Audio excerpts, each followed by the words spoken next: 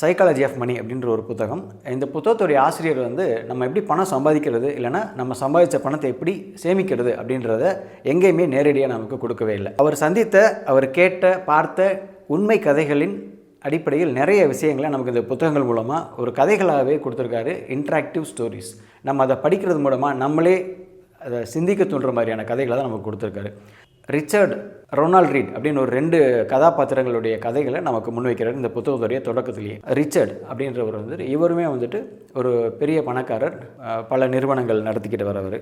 இவர் இப்போ குடியிருக்கிற ஒரு வீடு பார்த்தீங்க அப்படின்னா ஒரு ஆடம்பரமான வீடு. அந்த வீடு இன்னும் கொஞ்சம் பெரிதாக்கணும் அப்படின்னு ஆசைப்பட்டு கடன் வாங்குறாரு. அந்த வீடு இன்னும் கொஞ்சம் பெரிதாக்குறாரு. பேராசைக்காரர் அப்படின்னு சொல்லலாம். பேராசைக்காரர் என்ன பண்ணுறாரு, அவருடைய வீடை பெருசாக்குறாரு.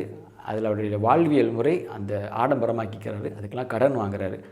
இவருடைய வாழ்க்கை போய்கிட்டு இருக்கும்போது 2008 ஒரு பொருளாதார மந்தநிலை. அப்போ வந்து இவருடைய பணத்துடைய மதிப்பு எல்லாமே வந்துட்டு கீழே இறங்குது. கடன் சுமை அதிகமாகுது.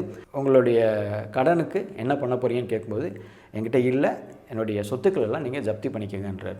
ஸோ அந்த ஜப்தி பண்ணும்போது அவருடைய சொத்துக்களுடைய மதிப்பு எல்லாமே 75% கீழே லெஸ்ஸர் அமௌண்ட்டில் அதை ரேட் போட்டு அவங்க எடுக்கிறாங்க. இவருடைய அந்த சம்பாதிச்ச பணமோ இவர் காமிச்ச ஆடம்பரமோ எதுவுமே அவரை காப்பாரு.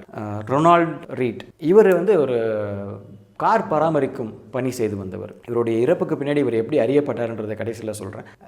கார் பராமரிக்கும் தொழிலில் இருந்தவர் பல வருடங்களாக கொஞ்சம் கொஞ்சமாக அவருடைய பணத்தை வந்து சேமிச்சுக்கிட்டே வர்றாரு. இந்த ரொனால்ட் ரீட் என்ன பண்ணியிருக்காருன்னா, இன்வெஸ்ட் பண்ணிகிட்டே வந்திருக்காரு. ஒரு 38 வயதில் அவர் ஒரு வீடு வாங்குறாரு. 50 வயது வரைக்கும் அவர் அதே வீட்டில் தான் இருக்கார். எந்த வித மாற்றங்களும் செய்யாமல் அவருடைய மனைவியோடு வாழ்ந்து வர்றார். அவர் மனைவி இறந்ததுக்கு அப்புறமாவும் அவர் தனியாகவே அந்த வீடுகளில் இருக்கார். அவர் இறப்புக்கு வந்துட்டு ஒரு உயிர் எழுதி வச்சுருக்காரு. என்னென்னா, அவருடைய சொத்தில் 4ல் 1 பங்கு அவருடைய மனைவியின் குழந்தைகளுக்கு, மிச்சம் 3 பங்கு அந்த ஊரில் இருக்கிற மருத்துவமனைக்கும் நூலகத்துக்கும் எழுதி வச்சுட்டு போகிறாரு. எவ்வளோ பெரிய விஷயம் அது, யாருமே நம்ம பண்ண மாட்டோம். 4ல் 1 பங்கு குடும்பத்துக்கும், மிச்சத்தை சொசைட்டிக்கு எழுதி வச்சுட்டு போகிறாரு. அப்போ தான் அவர் வந்துட்டு அவருடைய இறப்புக்கு பின்னாடி அவர் எப்படி தெரிய வர்றாரு அப்படின்னு சொல்லி நம்ம சொன்னோம் இல்லைங்களா.